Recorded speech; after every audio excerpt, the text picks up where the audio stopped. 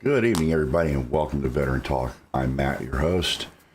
I'm joined already by Panda, the great marine resource that we have.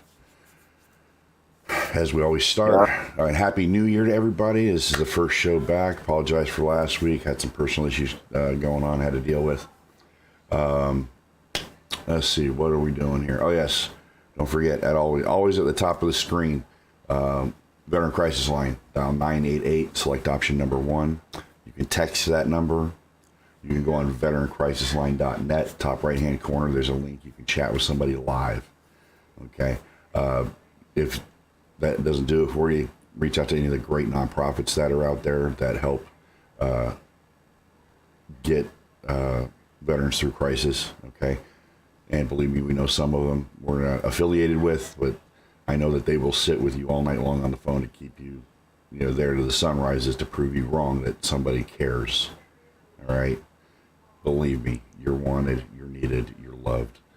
All right? Don't ever forget that. Don't listen to those little voices in your head. Don't ever let them win. A lot of news has come out. Some of it we're not going to discuss because of political natures, of course, things like that. We are a nonprofit. As you can see down in the description, we have a link for any donations you would like to offer. It is tax deductible. Hey, Wolf, how you doing? Hope you're feeling better. I don't push that. It's just, we are what we are, and we're going to start getting cranked up here in the new year and start putting things together so that, excuse me, we can start getting, vets out of the house and doing good things and, living their lives. I'm going to apologize because the weather has been changed and it's stupid cold here in Texas right now, and my sinuses have gone berserk. So I apologize, and I'm not sick. It's just, Florida boy, not used to this kind of weather. Easiest way to put it. Yes, and don't forget, I've got Pumbaa sitting back here. He's watching me. He's got the kid's hat on, and always right here. This is actually an artist. Is my cousin. His name is Sam Flegel. This print is titled Sacrifice. He does a lot of Norse type artwork and things like that, and should look him up. So I don't do much hashing for people, but there it is. Okay. Where are we going with this right now? Okay, so here's where we're going. We are going to switch over, get to the news. We got some good stories, some bad stories, and something historical that I didn't know about until it happened. Let me reload this page real quick to see if we're actually up. There we go. Okay, so we're good. Congratulations to Second Lieutenant Madison Marsh. Graduate of the Air Force Academy last June. It has a pilot training slot. Has already taken a ride in an F-16 Delta, and has been crowned Miss America. Okay, and will be I think she's going to be competing for Miss Universe. Yeah, I think Miss Universe is the next one in the line of things. So congratulations to her. And I'm glad the DOD is going to give her the time to do this and not charge her for it, so to speak, because as a winner of these pageants, they have requirements that they have to meet, public appearances and things like that the military would not normally give you time off for. But I think what is going to happen is she's going to end up extending her contract so that she can get her flight hours and everything in. Seeing how they gave her a flight in an F-16. I hope the meds kick in soon. I really do. I'm sorry you had that accident. I lost my train of thought. Where were we? Miss America and this universe and their obligation. So the obligations that go along with it. Because I guarantee you, she still wants a slot. Oh, what I was going to say is, okay, she's graduated the Air Force Academy with a pilot slot. So I'm going to say that she's already done the majority of her single engine training and things like that. If they've already put her in an F-16, not as a pilot, she was in a 2-seater F-16 to get a feel for what the aircraft is like. They don't. The Air Force, from my understanding, does not do this until they're getting ready to put you into that airframe.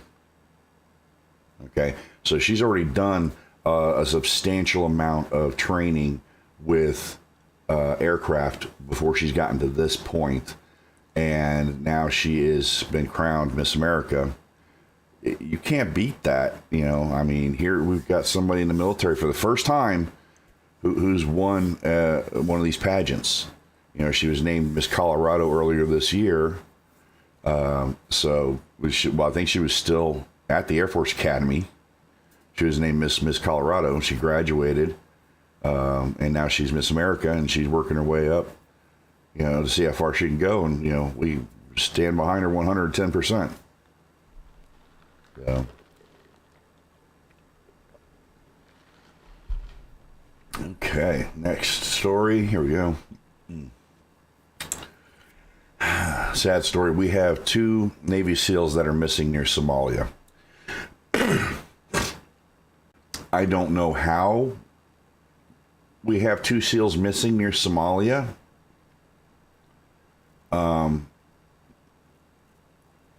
But let me go down here to the map. I want you to see where the area is that they're showing. Wait, where'd it go? So remember the article I was referencing in the pre.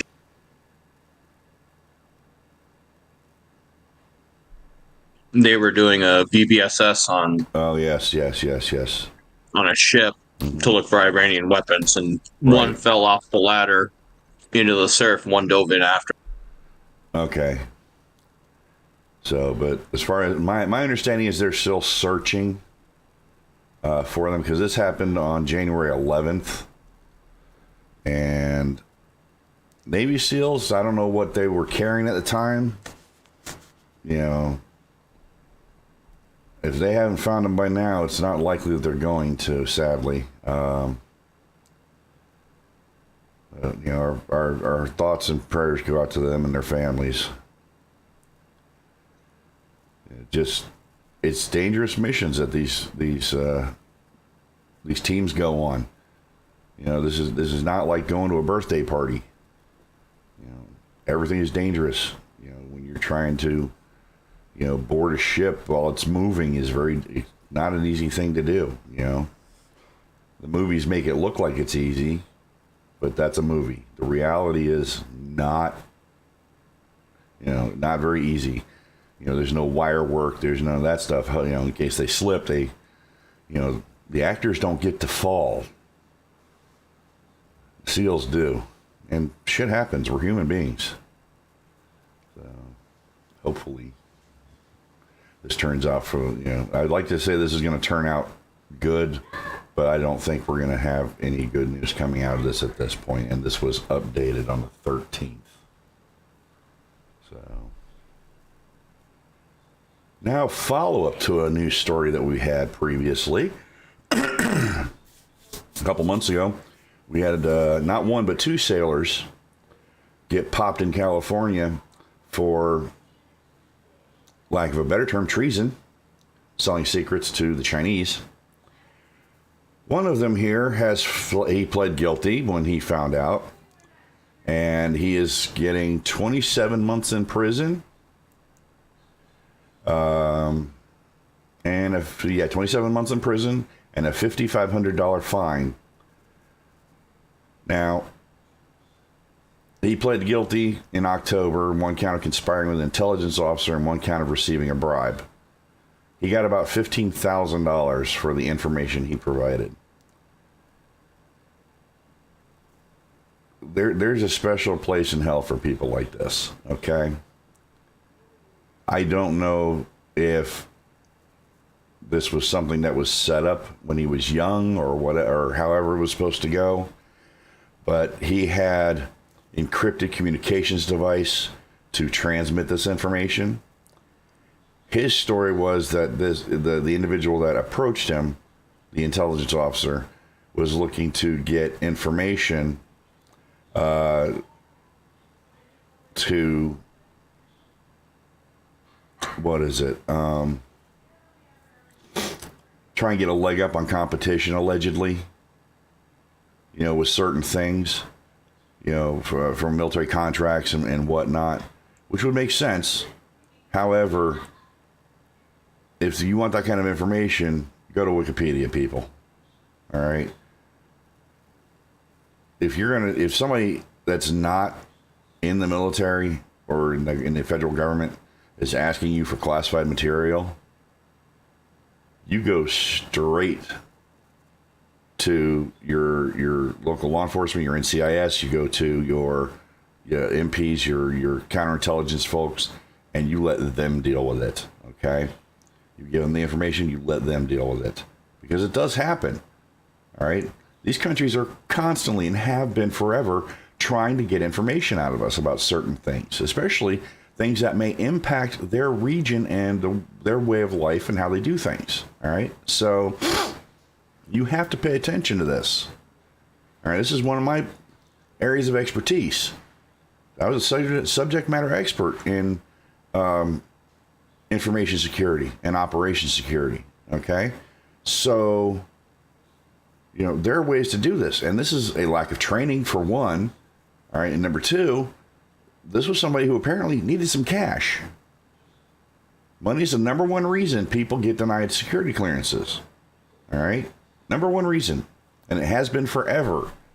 Too much debt, living beyond your means, things like that. Pardon me. I have to shift. Okay? So, I don't know the entire story behind this. They're not going to let us ever know. My question is, this guy's probably never going to get a job in the United States again. All right? Because as soon as an employer finds out, wait, this is the guy who sold secrets, how can I trust him to flip pizzas? My secret recipe for my sauce is going to go out to the competition. So, it's and it wasn't ideological because he got paid. All right. So this is about money. And if you are in that bad a position, and he was a petty officer. I need Navy in here to help me out, but I don't know what. Well, there's 3 ranks to petty officer, and it doesn't specify which one that I've seen thus far. But that's, E4 through 6. Okay, so probably let's go. This happened for over a year. Let's see. Scroll down here. Started in no, maybe not. He started in 2019. So yeah, probably a year or two, maybe even 3 years that he was doing this. But this is kind of what kills me. He was a construction electrician. Yep, so CBs. Yeah. And given access to classified materials, especially about things that weren't even in his purview, obviously. So let's see. He pled guilty from August 2021 to May of 2023. Sent information, photographs, and videos to Chinese intelligence officer who had an American sailor that he was a maritime economic researcher. Come on. No way. All right. No. That's E4 level stupidity. All right. If not E1. Because let me tell you, they want something like that, they go to public affairs. They reach out to the DOD. They don't come to, hey, CB, electrician, come here, buddy. I want to talk to you. So, Don't know what's going to happen with this individual down the road, but if we hear anything, we will bring it to you and let you know. I mean, at least they didn't charge him with Espionage Act shit. Mm-hmm. That probably got pled out, but you know. Oh, I guarantee it did. I guarantee it because, you're talking espionage, 15 to 20 minimum. Had there been any loss of life, he could have been charged with treason. And that is all the way up to the death penalty. So there's a lot of things that, could have happened. That did not happen, kind of luckily, if you will. So.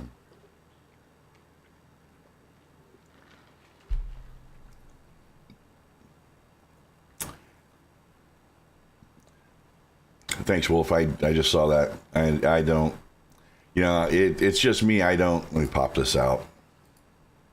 So I can bring it down here where I can actually see the damn thing. Yeah, I don't know Navy ranks because, the Navy has their ratings and everything like that, which, I kind of get it, but not. Okay, now for the hot bit of fun that's going on over in the Middle East. So you didn't spend much time on joint commands then? Dude, don't even get me started. Listen, I was in a joint DoD organization that wasn't a joint DoD organization. Okay.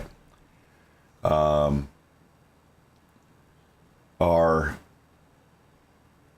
director was a 3-star Army general.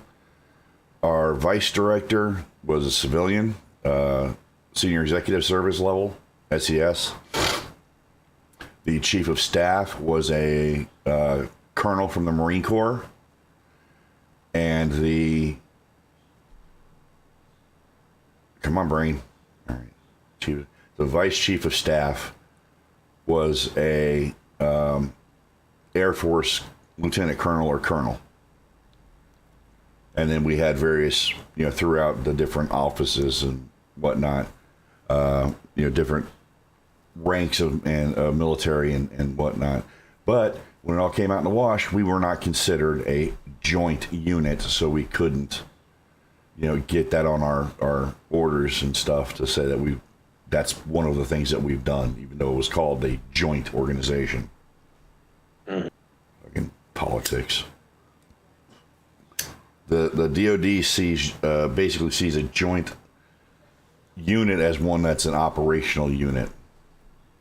So had I been in a unit that was a joint operational unit as a civilian, I would have gotten that on my in my records. Okay, so we know what's been going on. Everybody's kind of watched the news now and again.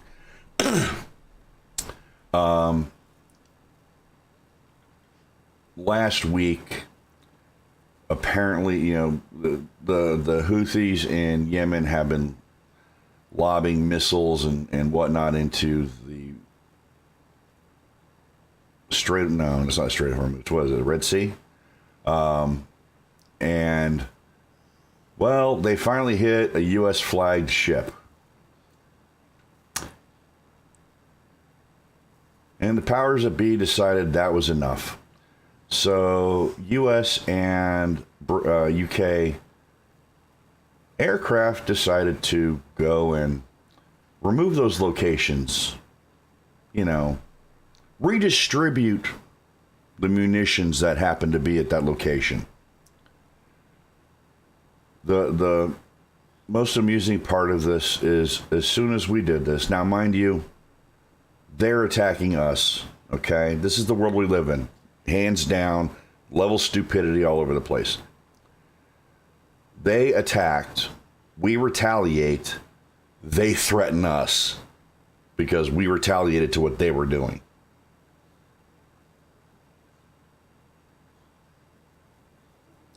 Yes, everybody, those are crickets. Because I cannot fathom that level of stupidity. Okay? You know full well what you're doing. Okay? And when somebody finally decides that just stopping those en route is not enough, and we're going to take out your platforms, now you're angry and you're going to threaten us with retaliation for our retaliation. Good luck with that.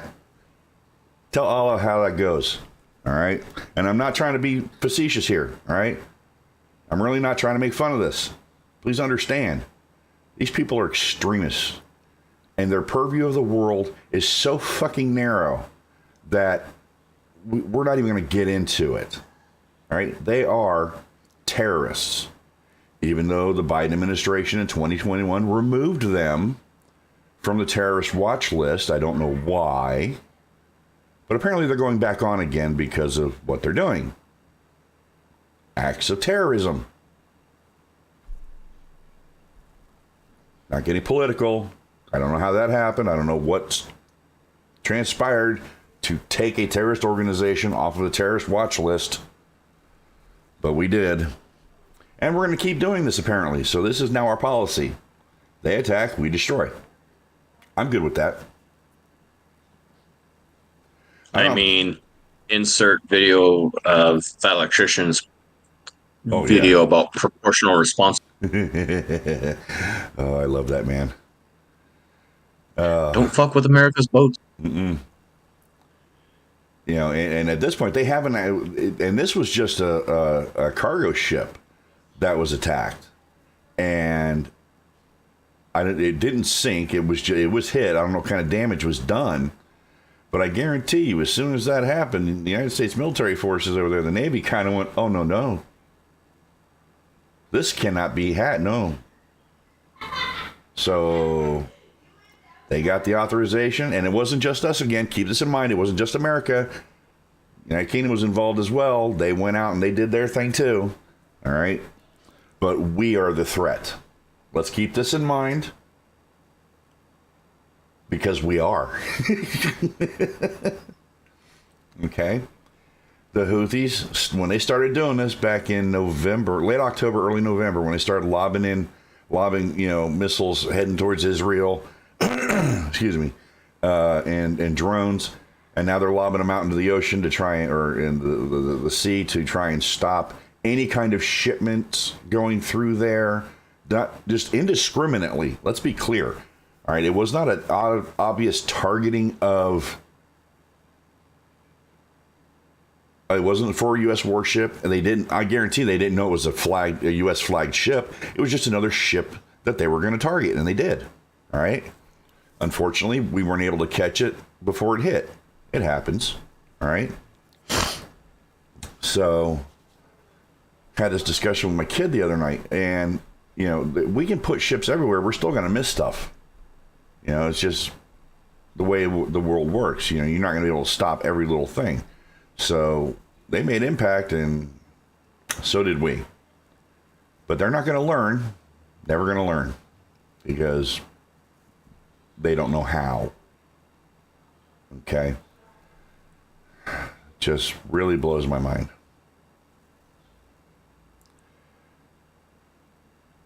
So our Navy's out there doing great things. Good on you. Okay, now this is a week or so old, almost 10 days old. Iraqi's prime minister seeks to end U.S. troop presence following a Baghdad strike. We, the United States, killed the head of an Iraqi militia on that Thursday.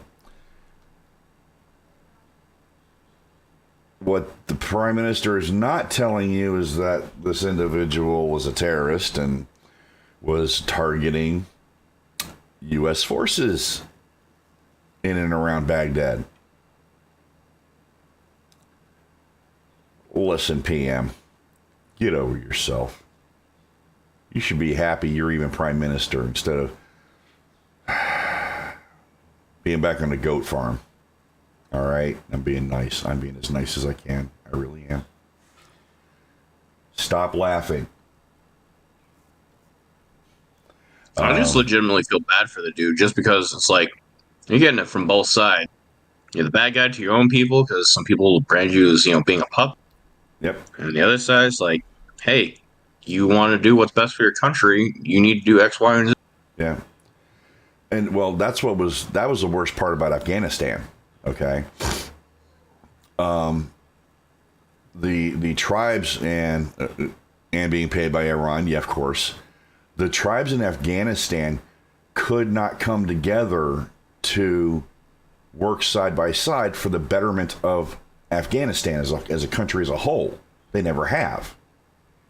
I'm going with they never will either.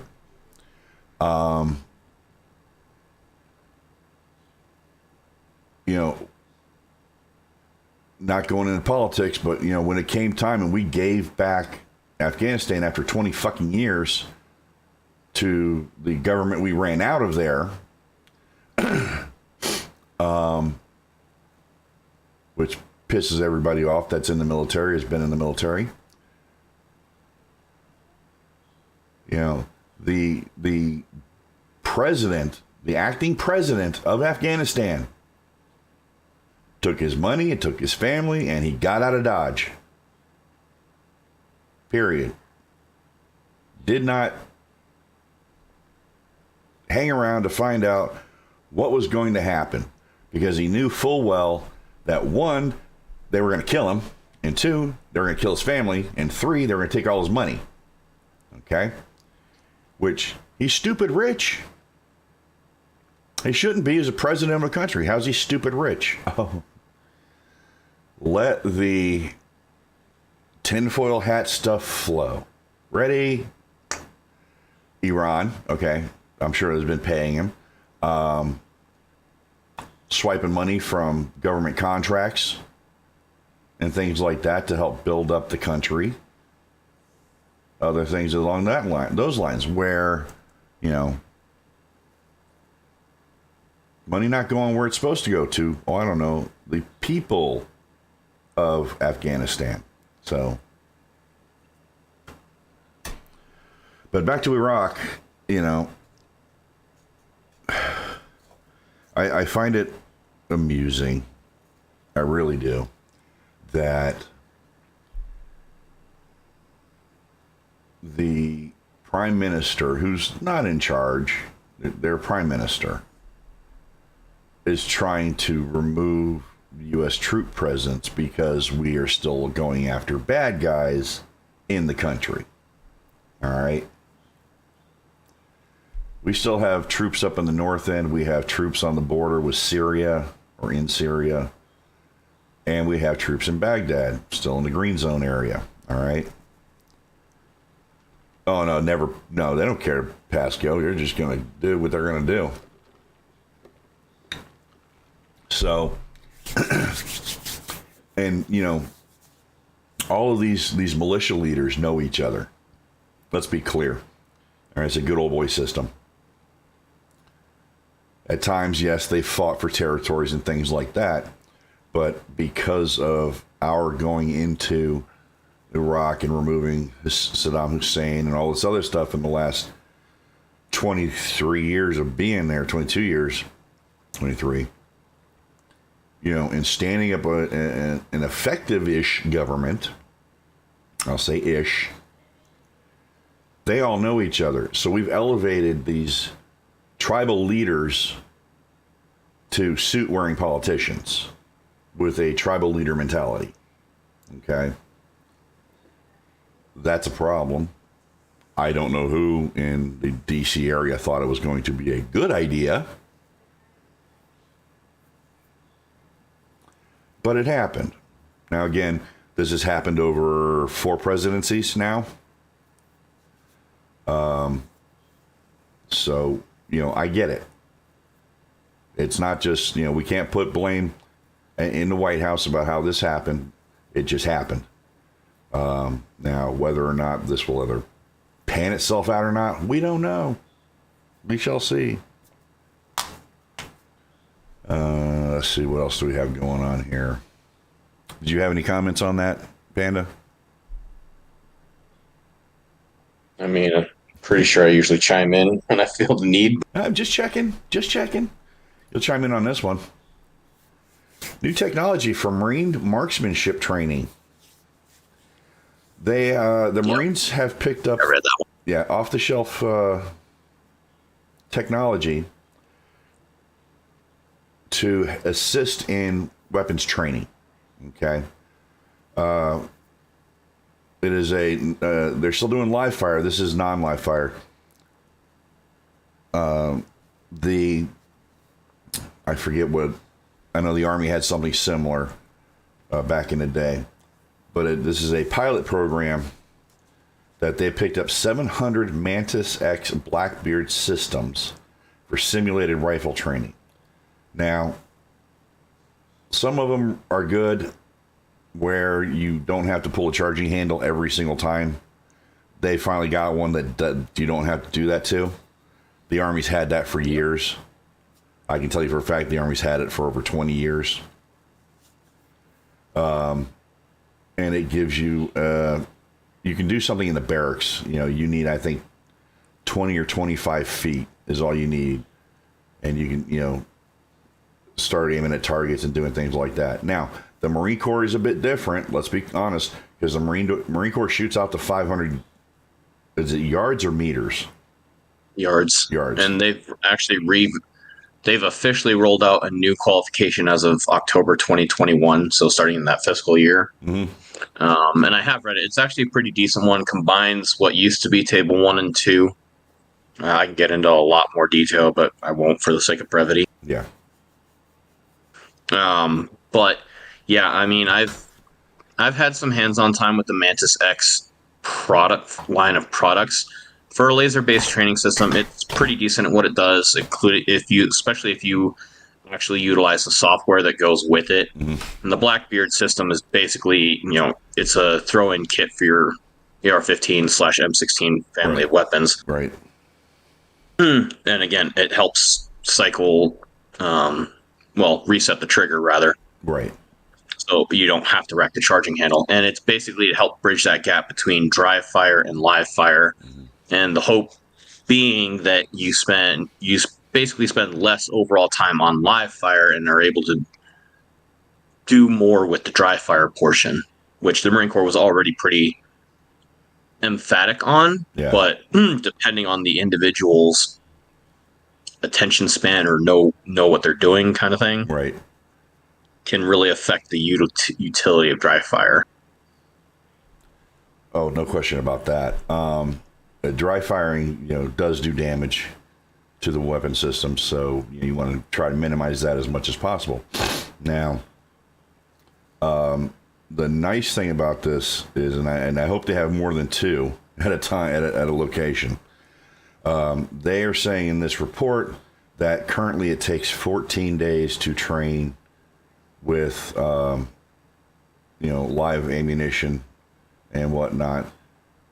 That because of being able to use these in a more controlled environment and not having to march out to a range to do the live fire, they're able to shorten the training by about 2 days because of what they can get inside, with your breathing, with your trigger pulls, your squeeze, things like that. Because this system even has that. It'll tell you if you're jerking or you're just squeezing the trigger.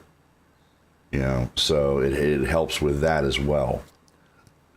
Right. And, again, it hasn't changed much from my understanding, but when I went through boot camp, out of the 3-4 weeks that made up phase 2, 2 of those weeks were spent on the range. First week was called Grass Week, which is basically learning about the weapon systems, learning about fundamentals, textbook classroom stuff on how to maintain and shoot weapons. Well, maintain actually came long before that, but just the fundamentals of marksmanship and whatnot, as well as learning to dry fire and all that practice. Right. Second week was all live fire practice and qualification. I don't recall if this didn't indicate where in that they would put this level of training. Personally, I put it right at the beginning. Based on the article at the Recruit Depot in Paris Island, I'm willing to bet money that's being added into phase 2, where your normal rifle range stuff occurs. So shortening that full 2 weeks to, Well, 12 days, 10 my days, whatever. my question was, is it being put at the beginning of that training or in the middle of that training to help hone their tasks? How's it being utilized?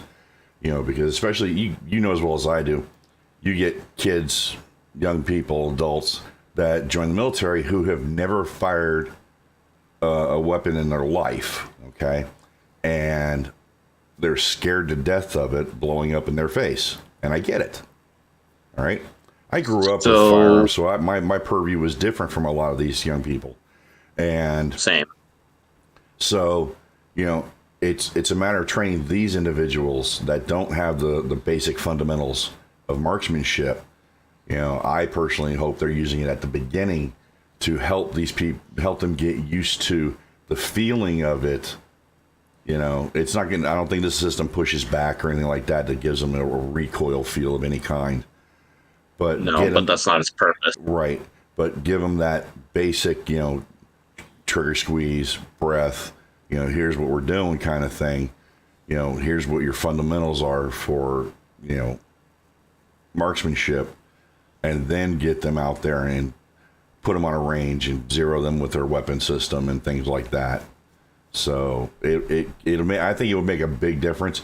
Not to mention, in the long run, it will save a lot of money on ammunition because that by the time you put them out there to go zero their weapon, they have those fundamentals ingrained. Well, within the last 48 hours, more than likely, which will help them, be prepared for what their sight picture needs to be.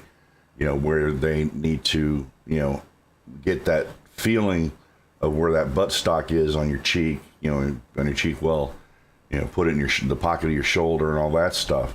So hopefully they're using it that way and using it as a full-blown training tool, because there's so many aspects that I think it would help with substantially. Yes and no, and this is why I argue not at the beginning of that of grass week. Keep in mind, grass week and range week are like smack dab in the middle of phase two. If I remember correctly, phase two is like 5, 6, 7, and 8 weeks. Mm-hmm. Maybe just 5, 6, and 7. But it's literally like the last 2 weeks of that. And so by the time you even get to dry firing, you're already pretty much in the middle of that curriculum. And if I was to bet, that's where they're dropping in the Mantis X systems, is kind of augmenting, if not outright replacing, the dry fire regiment with something that's a little more not tactile, but tangible to the recruits. Yes. They're not just pointing at a barrel with a silhouette on it and pulling a trigger and saying, "Okay, now what?" Because quite frankly, most of them are never taught the why of dry fire and what they're supposed to be looking for. Right. Some people don't ever understand the why of dry fire. Right.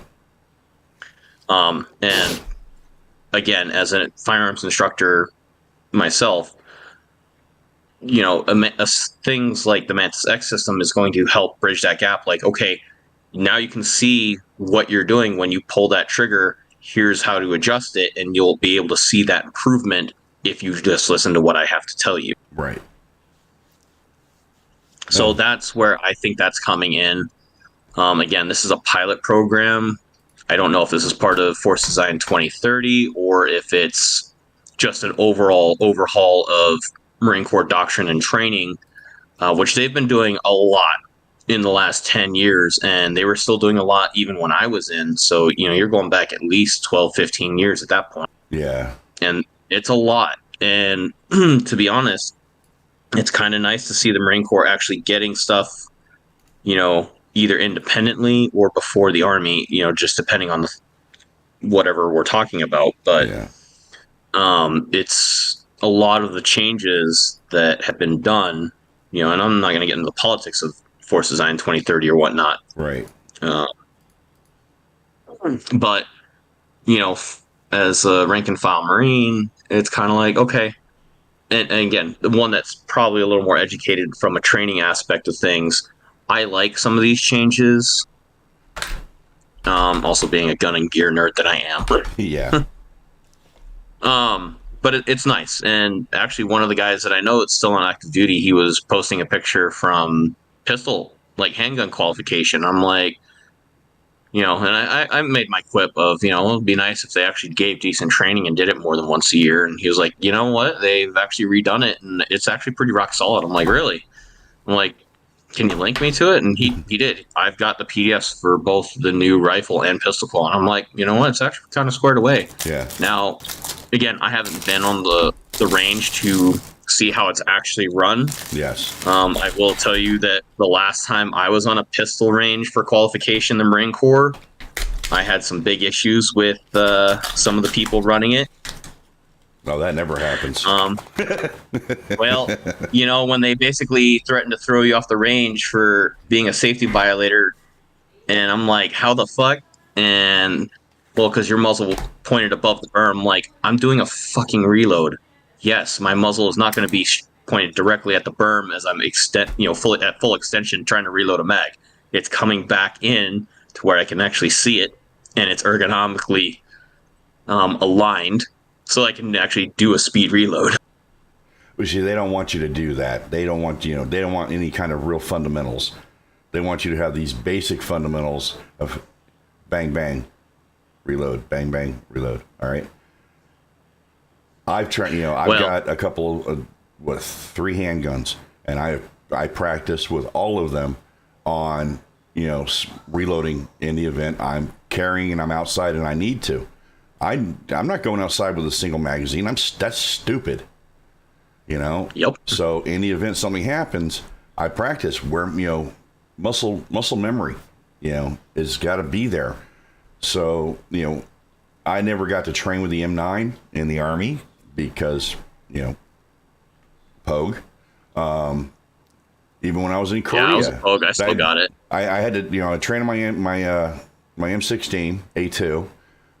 Yeah, I get that. When I was in Korea, I had to train on the 50 cal because we had a 50 cal, but I had 2 officers that one was going to roll with me no matter what in my track, but he had an M9, but God forbid I learn how to use it. Lucky for them, I already knew. They didn't want me on there because stuff. I'm the guy that was the asshole when I got there. So here, this is your track. No, it's not. Yes, it is. No, I don't have a hand receipt for it. You're the driver. That's all I am, is the driver. Oh, go do your dash 10. Sorry, that's not my track. That's your track. Go do the dash 10. Now, mind you, I'm talking to an E8. Okay? I was being more respectful than I'm playing out right now. Trust me. All right? I told him point blank, if I am in charge of this, and I am the one that is going to be doing the maintenance on it, doing the weekly, dash 10. For those who don't know, a dash 10 is the operator's maintenance handbook. If I have to go over that once a week and do that as my job, then as my responsibility, that needs to be on my hand receipt, period, in the conversation. And he just looked at me and went, you're right. So we sat down, and I got a hand receipt for this M577 with everything that went with it, and my captain signed off on it, so that was my track. And I am the one responsible for taking care of it. Okay? Fast forward. Master Sergeant gets a first sergeant slot with the Cav Scouts. I get an E7 promotable. Bitch. You can't have a hand receipt. Here we go. We're taking that off yours. I understand you should take that off. I'm not doing this shit. And he's like, wait, what? So understand that if you do not let me retain this hand receipt, that is my vehicle, I no longer do maintenance on it. I just drive. He's like, that's not how this works. I'm like, that's exactly how it works. My captain's sitting in his office trying to not fall out of his fucking chair. Because I'm an intel guy dealing with a Cav Scout E7. He's been a Cav Scout his entire career, and he has never had anybody talk back to him like this. So I've got an 03 sitting in his office trying not to fall out of his fucking chair and not bust out laughing. Guess who won that one? So, all right. So there's that. Story time's over. How to get yourself in trouble. But I'm sorry. Go ahead. No. I wasn't sure if we were done with that conversation or that article. If you have more to input, please. I'm back to it. No, I wasn't sure if we covered the whole thing, if it was just the Manus X system, or if there was more on, because it's been a few days since I've actually read that article. Yeah, no, we hit the points on it, and that's good enough as far as I'm concerned. All right, yeah. Hey, everybody, welcome. Thanks for being here. Appreciate having you. Okay, so how to screw your life up in a few texts. Army recruiter in Oklahoma suspended for harassing texts after teen decides not to enlist. And Army Recruiting Command's investigating. Okay, here's the biggest problem. And a lot of Army recruiters forget this. In high school, sometimes the phone numbers they get for the kids belong to the parent. Okay?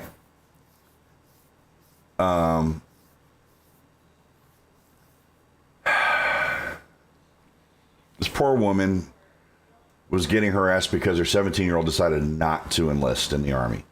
That's their right to do. I'm not going to go into the politics and the stupidity that the Army has become, all right, in the last few years. But here's a text. If your child wishes to free herself from any toxic control, she'll reach out to me and others like me. You should feel disgusted. You don't want your child to have the easiest route in America to success.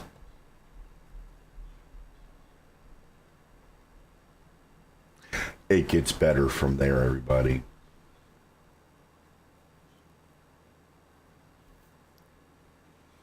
This went on for several days after the young lady decided she was not going into the Army.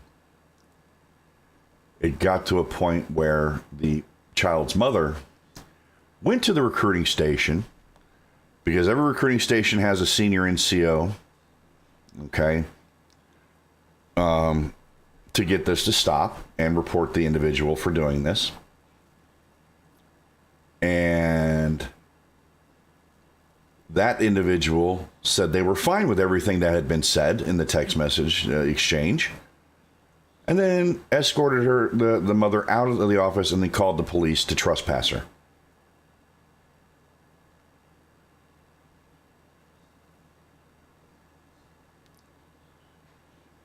This is how Army recruiting is working in one part of Oklahoma, people. I mean, I guess that's one way to get yourself off recruiting duty. Oh, yeah. Not sure it's going to be exactly, the smoothest transition out, but hey, whatever. Yeah, I guess if you wanted out of recruiting duty, that. Yeah, right. I just, that ends up being a black mark on your record, and your next promotion is non-existent. Yep. Okay. You might as well have signed a declination statement indicating that you are not going to accept the orders or whatever. Because you can do that, but there are repercussions. Now, those are effectively career enders, but... Oh, yeah. Mom outright said, I believe this is one bad recruiter in a bad situation, but they could do a little bit better. Yeah, they could do a lot better. Like, not harass the parents, okay? When somebody says, hey, I'm not interested, well, here's my card. If you have, I'm still here for another year. If you change your mind, give me a call, or just go ahead and give that number a call later on. Somebody will answer. Thank you for your time. and just move the fuck on. Not difficult. Really not. You know.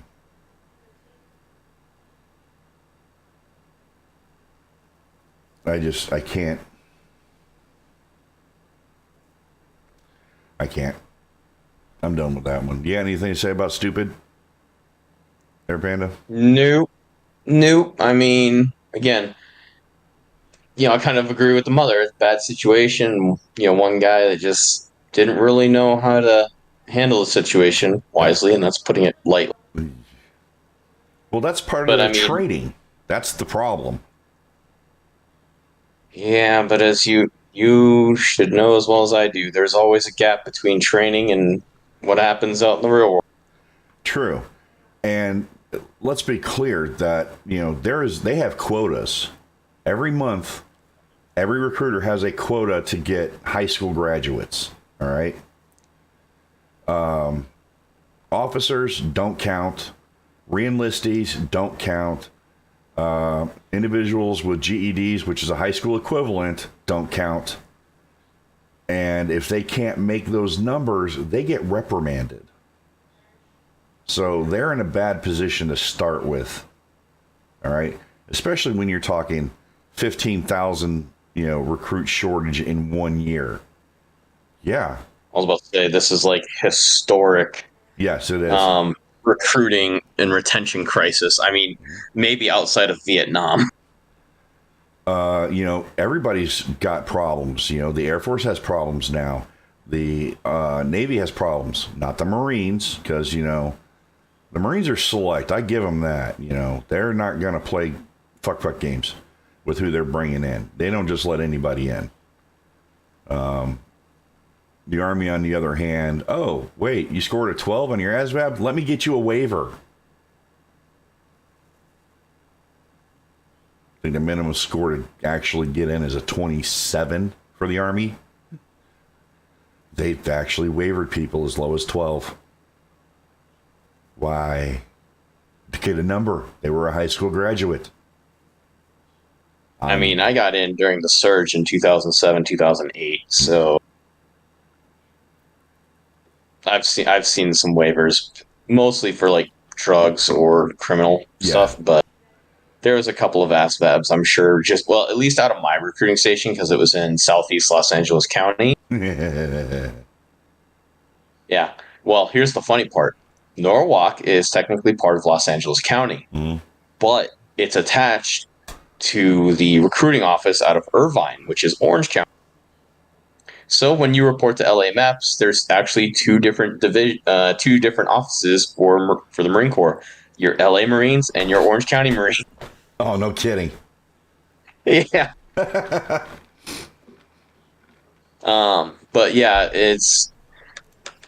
yeah, just that area. I'm like, the most I heard gripes about was getting poolies to pass the ASVAB. I mean, that recruiting office administered so many practice tests. Oh yeah, I'm sure. My recruiter, I don't know if he was just fluffing me up or what, but he was so happy that he dropped me off and I passed the ASVAB first try cold. And I'm dude, whatever. Let me take you out for lunch. Yeah. I got a kick out of my recruiter when I re-enlisted. It was so much fun. I got off work early, drove down to Miami. I lived in Fort Lauderdale at the time.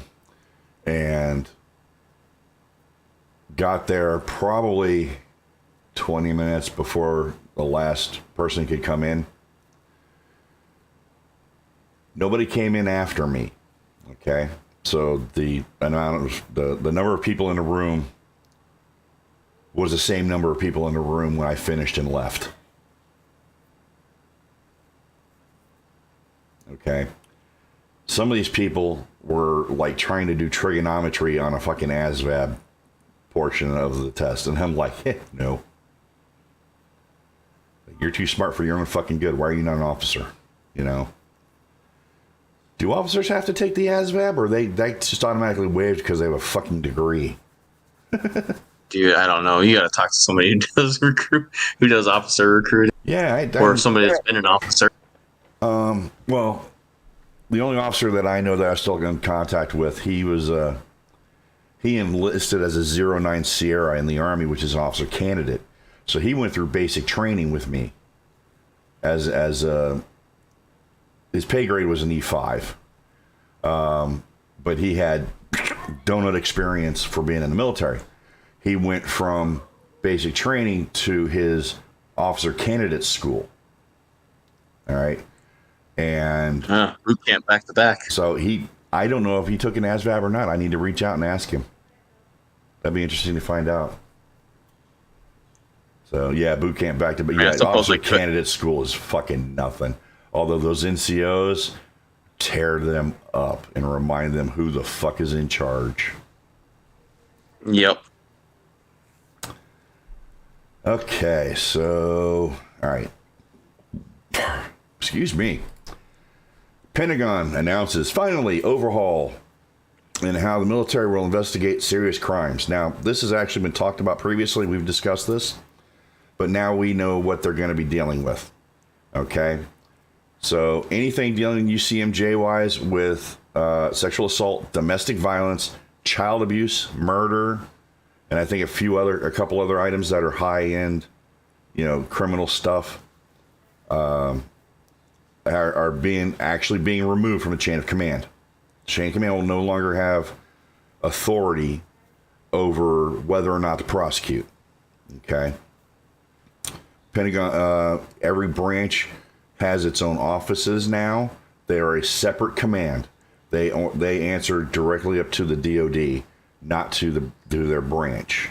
Okay, so they've already started doing this. This is from 28 December. They started before that. Okay, and they have the ability, depending on where the case is, to be able to reach back and grab a case and bring it forward to take it out of the hands of the local commands. The problem is a good old boy system, and it is rife with problems, and it has been forever. Any of us who have ever seen this know that it is applied indiscriminately at times. Okay, accusations of sexual assault, accusations of domestic violence, child abuse, things like that, have been swept under the rug for certain people, and they go on about their career. Where, and those are, let me be clear, these are higher enlisted officers, okay, that these accusations are levied against. In most cases, if you're lower enlisted, you're done. All right, they're going to prosecute you. Period. End of conversation. So that is all being taken out of the hands of the local command, so that your commander, general, whatever, colonel, no longer has that authority to decide what your fate is going to be, which I wholeheartedly approve of. Problem. Is there a way, what is the reporting path for these individuals? Obviously, murder is kind of a given. But in the event of a sexual assault, which does happen more often than people know about in the military, how do the victims make that report so that it goes up the correct chain for investigation and possible prosecution? It's not identified in this news article as of yet. So we're going to keep tracking that. But they're taking this seriously now after hundreds of years, or however long it's been since women have been in the military. And one, it should never be happening, let's be clear, but when it does happen, there need to be ramifications for those individuals who have committed such heinous acts. Okay? And the good old boy system is alive and well in the military, and they're not being adjudicated in a proper manner, shall I say. Okay? They're not being charged and held to any kind of real oh, my brain is just gone. Any real course of, or any repercussions, no jail time, things like that. They might get 45 and 45 and things like that, but there are procedures that are supposed to be in place that once that report is provided, that the victim is supposed to be removed from that unit, put somewhere safer for them to be so that they can still function and do their jobs as best possible while they're seeking counseling, and the accused perpetrator is, investigated and confined as appropriate. Okay. Now, conversely, let's say it's a false accusation. That accuser is going to be the defendant. All right. They're going to prosecute that now. Finally. Because even false accusations ruin careers. All right. Yep. So I don't know when we got into our civilization got into accusations equal guilt, because we were supposed to be innocent until proven guilty. But we see it on a daily, a weekly basis at least, that somebody's been accused of something, and fire them. They've been accused of something. How about you wait until they prove it, in front of a jury or in front of a judge? Because as far as I'm concerned, if you're a company and you fired somebody because they were accused of something illegal, and let's say they were exonerated in court, you should be able to be sued for, because that you didn't give them their due process time. Such is my opinion, but I'm an asshole. Let's be clear. So hopefully, and we'll be tracking this as well. Hopefully, again, that, this actually is working in the proper way that is intended, that our victims have voices and are going to be safe and protected from their accusers and convicted individuals after whatever. And I hope that they get the proper, the if found guilty, I hope those individuals get the proper jail time and fines and things like that. All right. And not just a little slap on the wrist and they walk away. So we'll see how it all plays out. Last story of the night.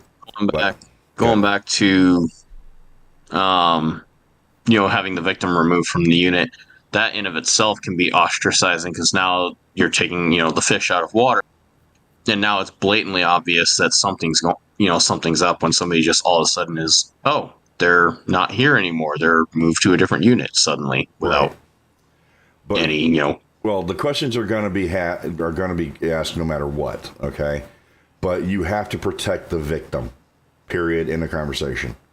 Now, are there better ways to do it? Yeah. You could lock up the accused until the investigation is done, but that's not how the real world works in most cases. Okay. They may be arrested and they are released to the command, whatever, the first sergeant, and they're responsible for them. And if they live off the installation, that's a whole nother ball game. So there are a lot of variables in play with that, and I agree with you. But during the working day as best possible, you have to keep them apart. And you don't want to take the accused and put them someplace else, because, again, you still have the same thing. Now this is if they're in the same unit, okay? Mm-hmm. Which is what happens the majority of the time. They're in the same unit. They may be in different offices, but the same unit. So they remove them and put them somewhere else, the victim somewhere else, They're staying on the same installation. They're not like moving them halfway across the country. I know. But that's at least what they can do, because the accused still has a job to do. Now, they're going to be watched like a hawk for the most part, yes. But that's only during the duty day, okay? Because the commander's not going to give up resources to have this person monitored 24/7 until the investigation is complete. What are they doing? I mean, what are they going to do in their off-duty hours? You know, there's an issue with that. So there's a lot that goes into it that has to be dealt with. This is a good start. There's still the option of being confined to quarters, but you know that aside. Yeah. But that's on what I was their own getting recognizance. Yeah, true. But somewhat. I mean, you can always enlist again, especially if they live in the barracks. Mm-hmm. You can always task the duty of, hey, this person is supposed to be confined to quarters. Yeah. But that being said, well, that would be staff duty. Yes, staff duty can monitor that if they're there. But if they live off base or off post, they've got no authority over them. Yeah, well, I mean, the Marine Corps, especially on Hawaii, there was no real such thing as living off post unless you were married. Yeah, and in a lot of cases, in I know the Air Force and the Army, once you hit a certain rank, bye-bye. You got to get out because they don't have room for you. Well, we didn't have room. Any unit that, at least in my aircraft group, friggin' any unit that was deployed had their shit in storage. We rotated out the barracks depending on who was in garrison and who was on deployment. Wow. Yeah. The grunts, on the other hand, did not have to do that. They could just leave their shit in their rooms. Yeah. So it was Air Wing actually got the shaft on that one, despite being poked. Oh, that's just wrong. But what I was getting at was, I've heard this argument from the female perspective of they don't want to report because it's just as ostracizing being removed, even though it's supposed to be anonymous, relatively anonymous in nature. So, I'm just kind of throwing that in there, not really saying, that's happens all the time. But it's a thing that does come across some people's minds. No question about it. I mean, it's, guilt, things like that. In a lot of cases, that it's not appropriate by any means, but it's up to them to make that decision that they want to make sure this person never does it again. Okay. And that's the only way I can put it. If they've done it once, they've probably done it before and they'll do it again. Are you going to go through some and be a little ostracized from here and there? Yes. But in the long run, are you taking a sexual predator out of the pool so they can't do it again? Versus you're being uncomfortable of having to be relocated and having people ask questions about what's going on. Okay. There are ways to deal with those questions because you obviously can't talk about it because, it becomes not hearsay, but libel. No, it's printed. Slander. Slander. Thank you. Yes. It becomes slander if you start talking about it and the investigation hasn't been done and things like that. So, yes, it needs to be reported. Yes, you're going to go through a few things, but at the end of it, you're going to be vindicated, okay? And you'll be able to go back to what you were doing, where you were doing it, all right? You are a victim of something, and if you don't stand up and do what needs to be done, this can happen to somebody else, okay? And, these traumas are very, very, very traumatic, and some people have taken their lives because of it. And we don't want to have that happen at all. We don't want these assaults to happen. We don't want these, murders and child abuse and all this other shit. We don't want any of that shit to happen in our military. But if these things happen, they need to be reported so that they can be dealt with accordingly and rapidly. Okay? That is your right under the UCMJ. That is your right as a human being. But again, the ultimate decision is theirs. You know, will it ever happen again? You don't know. But what is the mental effect of, well, they didn't get reported last time, I just go ahead and do it again. You know, I mean, it's things like that.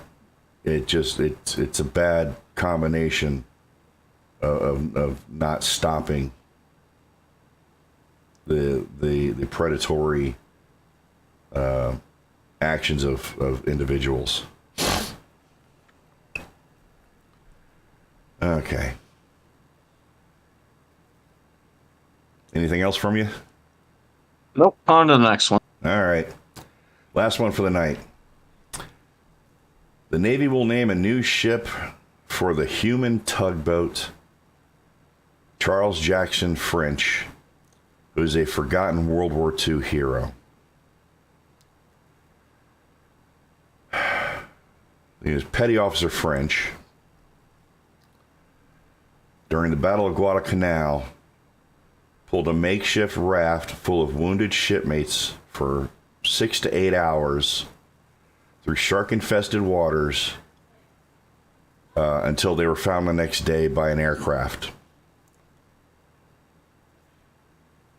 This was during, they'd already dropped off the Marines, and their ship was not one of the more armored ships. I forget which one it was. And it came under fire from the Japanese, and they sunk it. He was a cook, because again, remember, World War II, segregation was still there, sadly. But the man got out, and was able to save 15 of his fellow sailors, all of them white, just to be clear in the story, okay? So these 15 injured individuals, he was pulling them away from the debris field, away from the Japanese, so that they wouldn't be captured, in the hope that they were going to be picked up. They were eventually picked up. Now, he was put in for the Navy Cross and other things, and was denied everything, and only ended up with a letter from an admiral who I will not name. Hey, Cheesy, how you doing? Where did I serve? Let's see. I was in Fort Gordon, Georgia, which is something else now. Hey, Storm. I was in Camp Garyo in South Korea. Well, this is showing it's a first-time chat for you, so you may have been hanging out, but it's showing me that you haven't been a chatter yet. But welcome to the channel. Appreciate having you.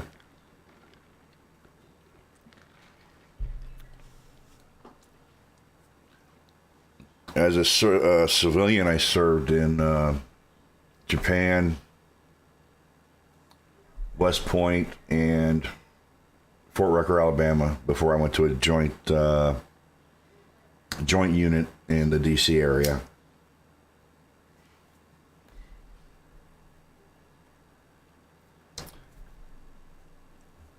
I mean, there's such a delay on this. It'll be a minute before he responds. Okay, what else we got here? So, he was a mess specialist, first class. So he's going to be given the name. The name is going to be given to an Arleigh Burke class guided missile destroyer, which later on down in the story will be put to sea 2031, I believe it is. 2029, 2027 is going to be the keel laying. 2029 will be the sea trials. And then I think 2031 it'll be christened is the schedule at this point. So here we have a man yet again, and there's numerous stories like this, and it just kills me, of an individual of skin color,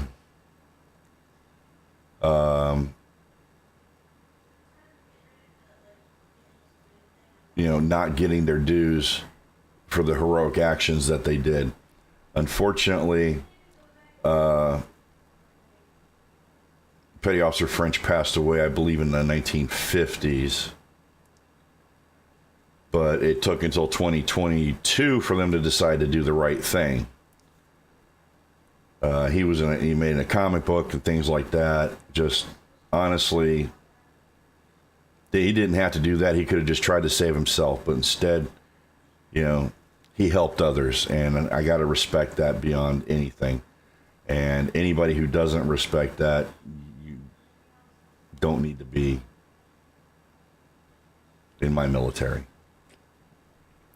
Let's see what we got here. Okay, quick question now. I've been 5 generations military family. Dad was 3rd Battalion, 1st Marines. Would have gone to the Marines, but he wanted to be an armor crewman. I'm so sorry. So I'm going to go with you were in the Army. What's the biggest reality when you get to join? Might be a weird way to phrase it, but it's wonder why, so I don't put that. Oh, oh, you haven't gone in yet. Okay, you're aspiring to be. I wish Blue were in here. He'd be able to talk to you about being in armor. He loved it. I was Intel. I'm an Intel weenie, and I got to watch them do all their stuff while I got to give them information, and I got to stay in the air conditioning. Last I checked, Marines still have the LAVs, so True. it's tank light. Yeah. Yeah, but this is somebody wants to be. Do you just want to be an armor crewman? You want to be the driver? There's a lot of. I'm going to deny that.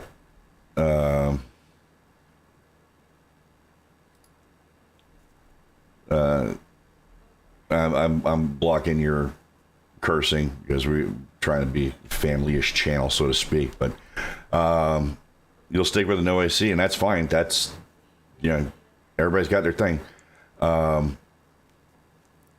The biggest shock for most people is being away from their family. Being homesick. Family and friends you have spent a lifetime being around. And now that support system is no longer there. Okay. So that is usually the biggest shock that people go through when they first enlist in the military. And it's in all branches. Okay. You're not alone. It's going to be just about everybody. It kind of depends on your family background and your childhood, but that's kind of nuanced there. The majority, just leave it as the majority. Dude, let's not get into, You sure you weren't an Intel analyst?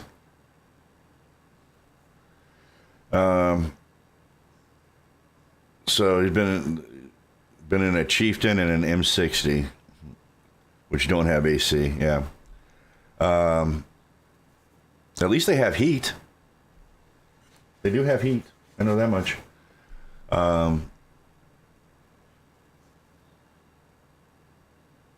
Again, I don't know a whole lot about those weapon systems.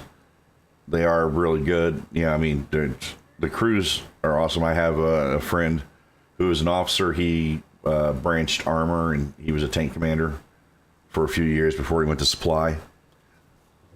Excuse me. So, but yeah, one of the biggest problems is that try not to pick fights with people. You understand that you've got to have, you got to be open-minded because you've got people coming in from everywhere with different levels of personality, and people are going to piss you off, especially in basic training, dragging ass, not doing the right thing when they know they should be. And, that's going to be something that's going to irritate you. Just maintain your bearing, what we call a military bearing. All right. You're supposed to be forming a team to get through the tasks that you have to go through, the trials, because understand they're taking everybody that's in there from a civilian and making them a soldier. Okay. Or a Marine or an airman or a sailor. So, it is a drastic change from what a normal life is. Okay.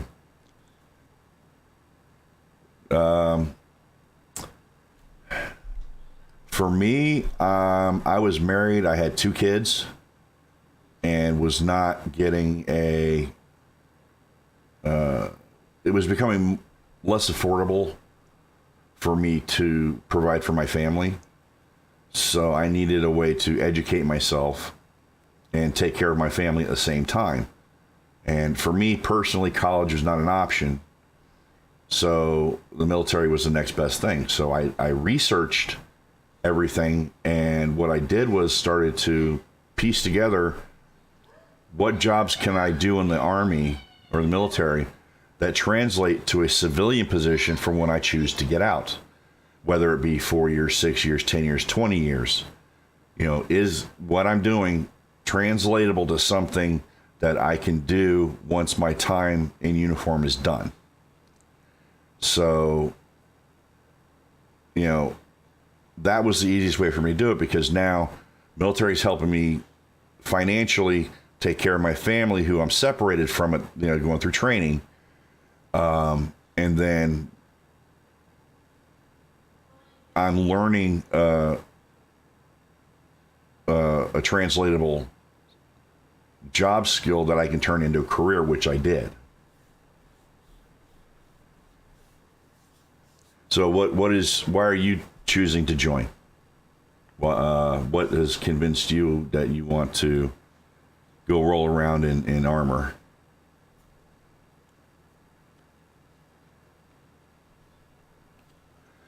Look for Captain McVeigh of Indianapolis. Okay.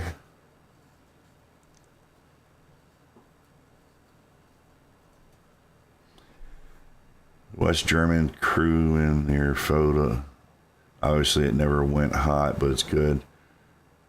Also want to get a degree in mechanical engineering. No argument there. Well,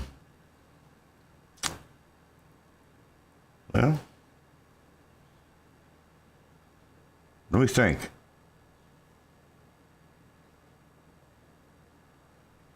The Leopard 2 during the 80s. Okay. That's why the name doesn't sound familiar. Well, I got lucky it never went hot. Okay. So, my opinion is, if you want to end up with a mechanical engineering degree, you want to have something that is a job in the military that's going to support that degree. I would look at, maybe going to the Navy and seeing about the CBs. CBs, Army Corps of Engineers. Army Corps of Engineers. Those are the two. It's really kind of... They're the only ones. I mean, you could look at the Air Force, but I don't know what they have for the way of engineering. They don't. They rely on the Army. Yeah. So, or the CBs. But outside of that, I would choose pretty much anything aviation related. Yeah, it's going to be more maintenance based, but it'll kind of, if you do go into mechanical engineering, it'll kind of help inform you from a user perspective. I think it rounds you out better in terms of learning how to design something, because there's definitely mechanics everywhere always bitch about engineers designing something and how the hell did they expect us to actually get to that? Yeah. I mean, don't get me wrong. Cruising around in a tank is really stupid cool. It is. But that's not going to directly support your desire for a mechanical engineering degree. Okay.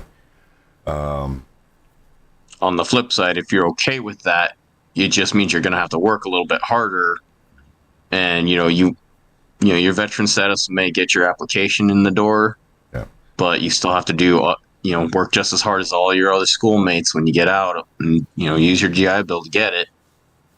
Well, I was an engineering major for a little while, and I have friends who were vets who did complete an engineering program, and it's not easy.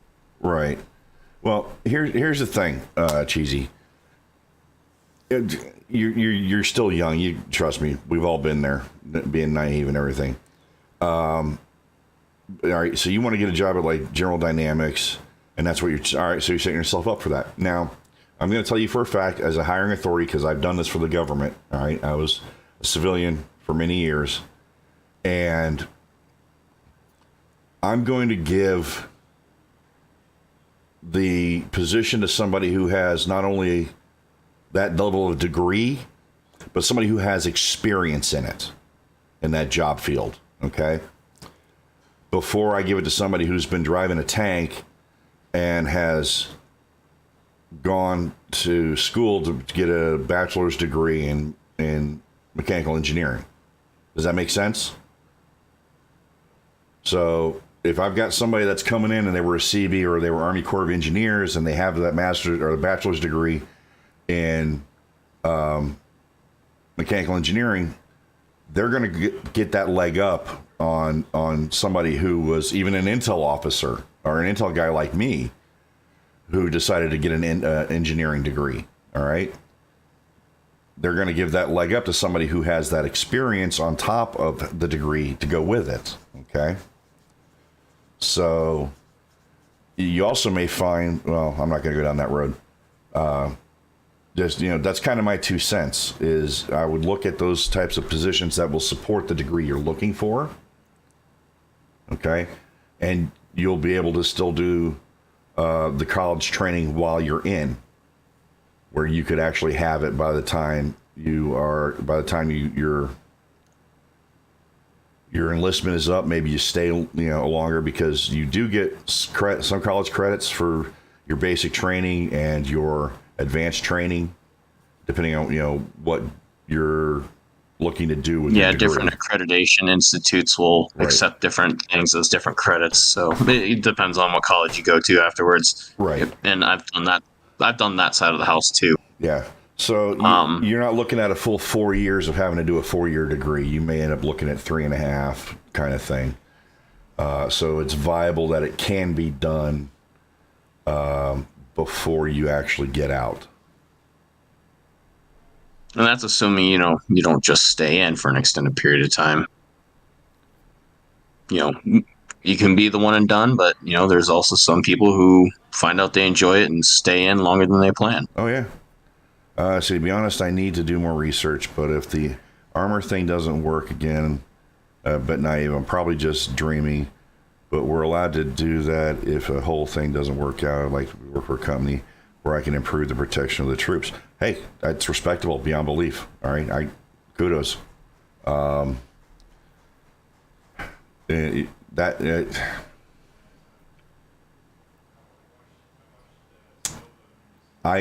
still think if you're looking for mechanical engineering, so my other things, the Israelis do it like the trophy system and the Iron Dome. Yeah. Well, understand they got the Iron Dome from us. I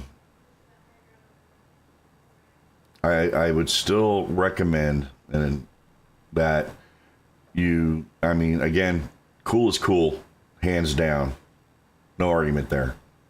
But I would, if you're looking to do something, you have that end state that you want to, work in that kind of a field, you need to have a background in that field as well to help get your foot in that door. Okay. And you'll find that in a military career, you will end with working with civilians that are in the industry as well for companies. So your name will get known if you excel at things, and they may try and recruit you before you even get out, you finish your contract.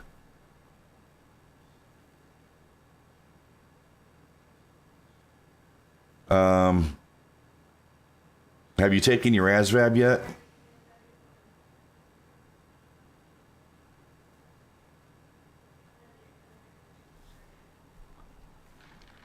Because I'll tell you right now, even to be a crew member, you got to be kind of smart. Okay, so you'll be able to in 3 months. Start studying. Study now. All right, you can take practice ASVABs, and scores and things like that to see where you're weak and where you're strong. Okay. So, work on those weak points, help bring that score up and things, because a couple of things they look at is general technical is a big one that's looked at for almost all the careers across the board. But your scientific is also going to be one that, and math, they're going to be looking at to, help guide to where you want to go. You can also talk to the recruiter to find out what it is that the scores you need to have to be able to do what you're looking to do, if that makes sense. So, I was about to say, any sort of maintenance type job, anybody that turns a wrench generally has to score relatively high, especially if it's aviation. oh yeah. Land-based vehicles, I'm not sure nearly as much, but I'd imagine, a little bit higher than just the average grunt. Well, light wheel mechanics Plus, and again, whatnot are you're right, they're not as high for the general technical as opposed to having somebody who works on the Abrams, because the Abrams is a turbine power plant. So basically you need an aircraft engineer.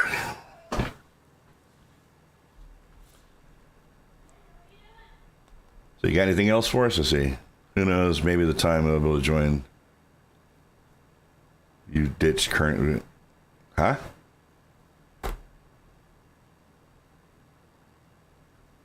He means they'll come out with a new main battle tank or switch platform. That's not happening.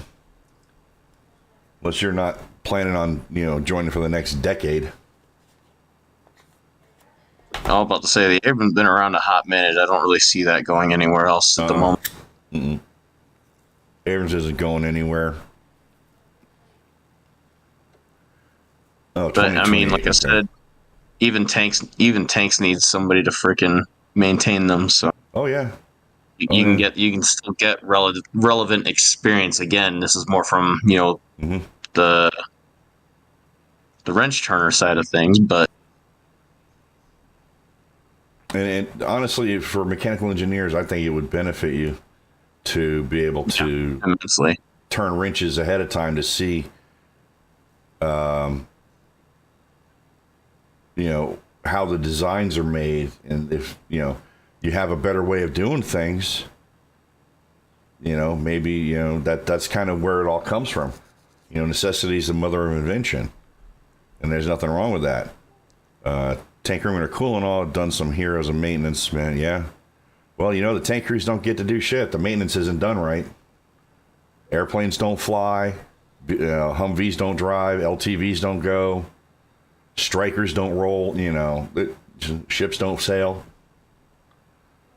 And you gotta maybe have this all that. because I'm from the Marine Corps where the numbers are small, but I'm like, that's not necessarily mutually exclusive. I'm pretty sure you can be a crewman and maintain the vehicle.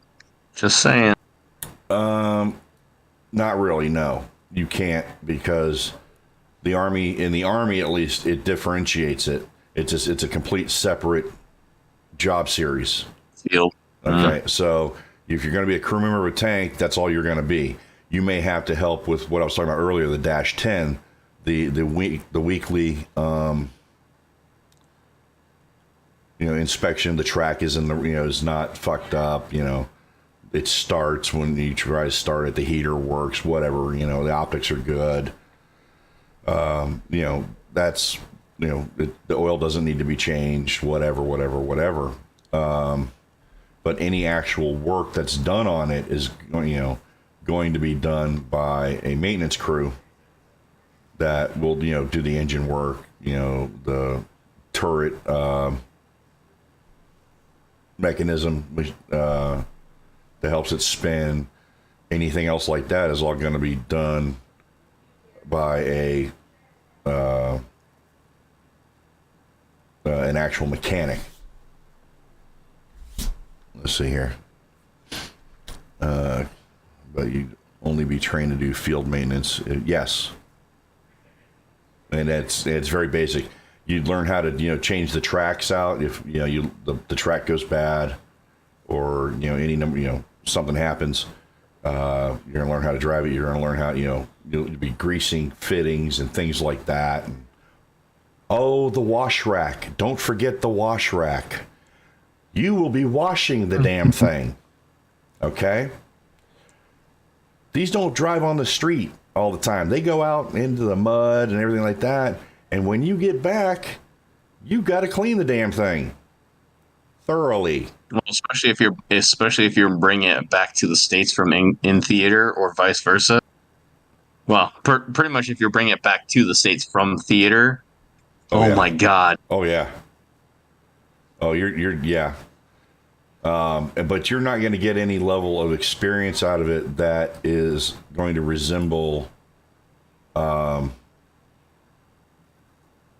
anything that would support a engineering degree of any kind.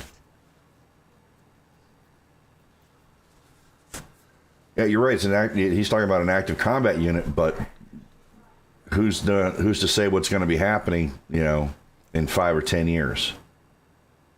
So, do your research, and find those jobs that are going to support what you want to do down the road in the military, and use that for your experience and some of your education. Excuse me. And then, use the resources available for you to go to college while you're in, and you can have your degree by the time you're ready to graduate, and you start looking for those jobs to do what you want to do. Okay? Because there are a lot of companies that are out there that deal with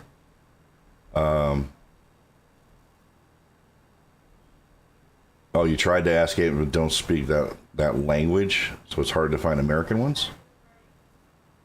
Where are you from?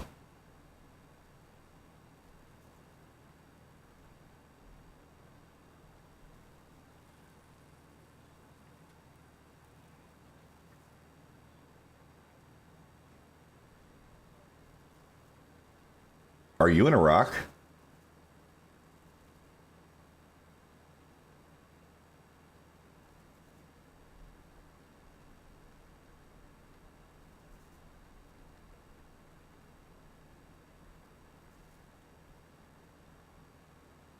Immigrated after Mosul. Okay. I don't know if you can. Have you gotten your U.S. citizenship? He can get his green card after he's in. I've known plenty of people that did that. They've stopped doing that. They may bring it back now because of the recruiting crisis, but even with a green card, they're not going to give them a security clearance, and you have to have a secret in the Army now. Everybody does. I've worked with a couple guys in the aviation. Okay. Okay. You got, all right. So you got, a couple, 3 people that were in the Iraqi army, right? Okay. Now that makes more sense. Yeah, he really should talk to Blue at some point, but yeah, you really need to. Here, how old are you?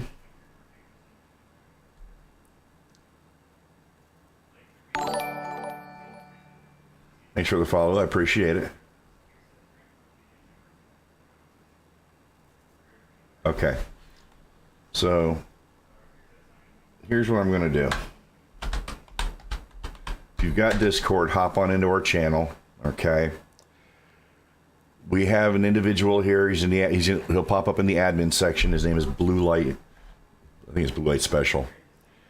He was a tanker. Okay. And I'm sure he'd be more than happy to chat with you about what it's like being a crewman on an Abrams. Okay. We all give him shit, but oh, you found me on YouTube. All right, cool. Oh, you find us on, never mind. Something else popped up. My brain is just cooked. Disregard me. All right, so you are not far away from being able to enlist. Yeah, just if that's what you want to do, that's what you do. But like I said, on the far side, to support what your end game is, if you will, I would look at something different than that. There we go. Well, between first and second enlistment, there is always the opportunity to lap move. True, true. Welcome to the channel. Appreciate having you here. So he is Kursk. Okay, cool. Understand we are kind of 18 and over at times, so beware. Yeah, I'm the owner of the channel. We are an actual nonprofit organization, but Blue Light is usually on by now. But you know, there may be hockey. If there's hockey, he doesn't show up until after that. But yeah, anytime you hop in, he's usually here after 9-ish. nine-ish. Yeah, around 9-ish Central Time. 8 o'clock, 8-ish Mountain. So yeah, be able to chat with him. We'll let him know to look out for you when we see him next. All right. Got any other questions for us?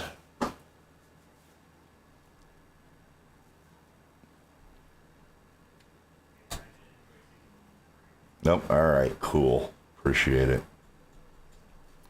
All right, everybody. Well, I appreciate you following us and asking questions. That's what we're here for. More than happy to answer questions. Great to have you. Trying us here pretty much every Tuesday unless something's going on.